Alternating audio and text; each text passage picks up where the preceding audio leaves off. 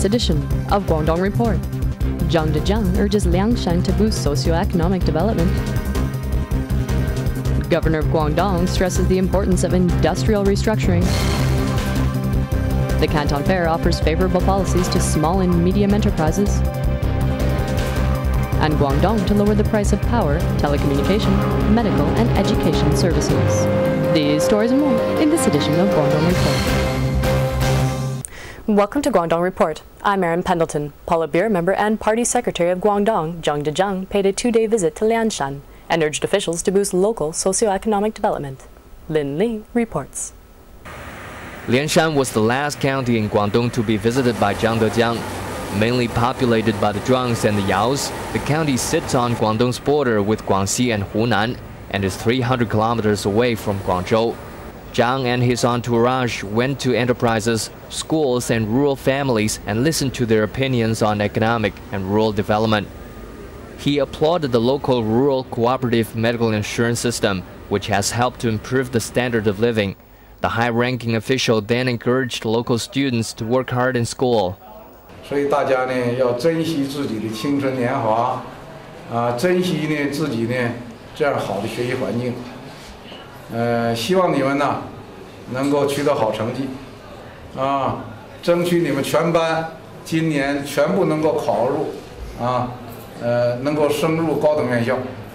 After being briefed by local officials, Zhang congratulated them on their achievements in recent years and then gave them even larger tasks, such as boosting economic development, improving the standard of living, developing education, and reinforcing government leadership.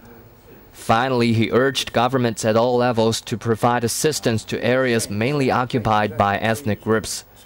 Lin Li, GDTV. Governor of Guangdong, Huang Huahua, presided over a meeting in Heyuan Thursday, where he stressed the importance of industrial restructuring in the province. Li Weiling has this report. Over the past 2 years, governments in Guangdong's less developed areas have worked closely with counterparts in the more developed Pearl River Delta to facilitate the relocation of the latter's labor and resource-intensive industries.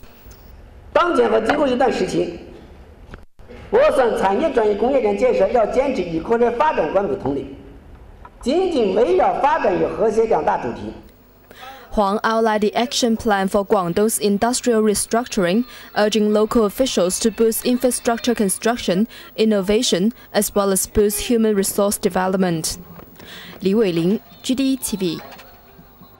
Heyuan is one of Guangdong's cities that has greatly benefited from the industrial restructuring drive, which has promoted production in the city.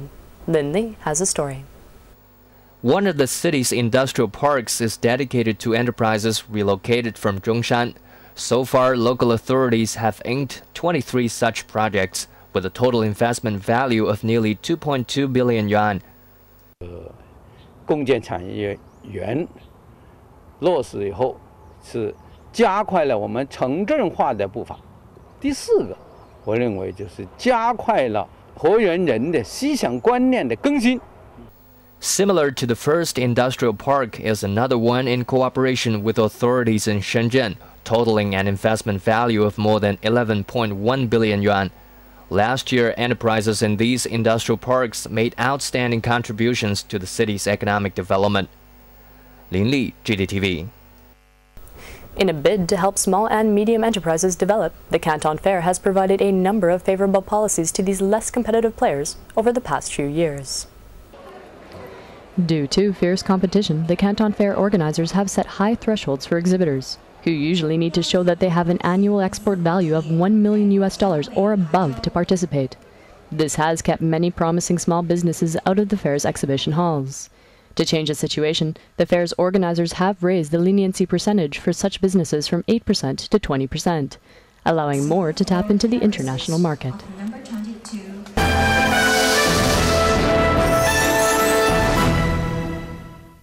Returning to the news, Guangdong's pricing authorities have been busy drafting plans that they hope will lower the prices of power, telecommunication, medical services, and education.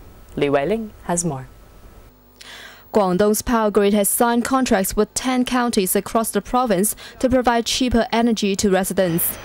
With a new power pricing system, it is expected the lucky residents in the 10 counties will spend 400 million yuan less annually. Meanwhile, pricing authorities established the new pricing standard this February, and now Guangdong's low-income families will in total fork out 100 million yuan less every year. They are also encouraging the telecommunication industry to launch more favorable pricing packages.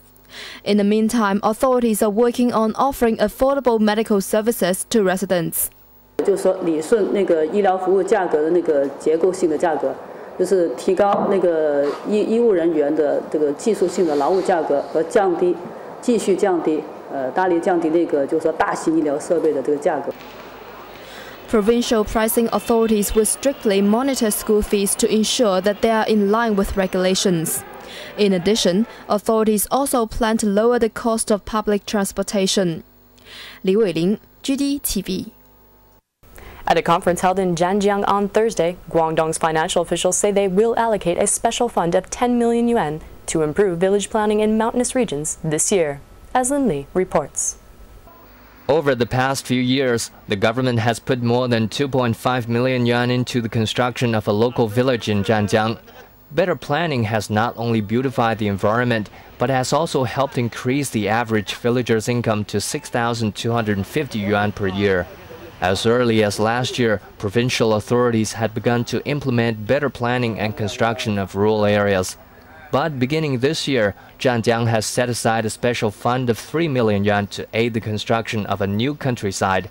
It is expected that 70% of the city's villages will complete their renovations during the 11th five-year plan. Lin Li, GDTV. As the first hospital to carry out online medicine procurement, Guangdong Provincial People's Hospital began to select medicines online Wednesday and will implement an adjusted pricing standard as of Friday. More than 30 experts, chosen randomly by the computer system in the hospital's expert bank, discussed and selected medicine behind closed doors. That afternoon, they chose about 1,000 types, 80% of which were frequently used in the hospital. And they will select the remaining 20% in May. Experts can choose from close to 30,000 types of medicine on the system. However, many favor medicine that is popular with patients and low in cost.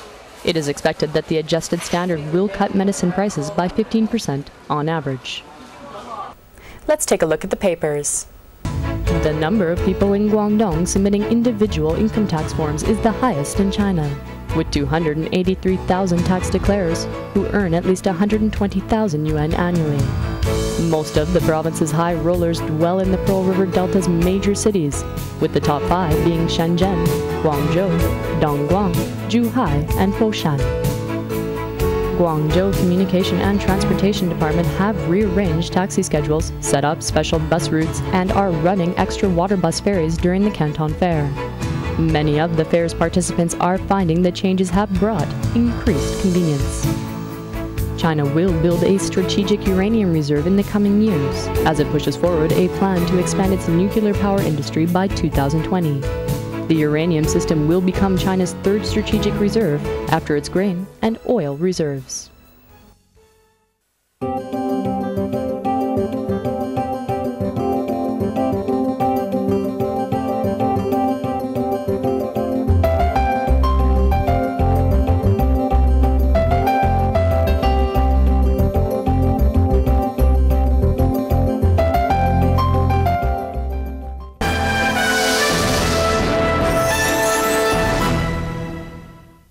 Finally, the weather forecast. It'll be cloudy in Guangzhou with light fog. Temperatures to range from 19 to 29 degrees. To conclude this program, we'll show you ceremonies in Guangdong commemorating the god of water.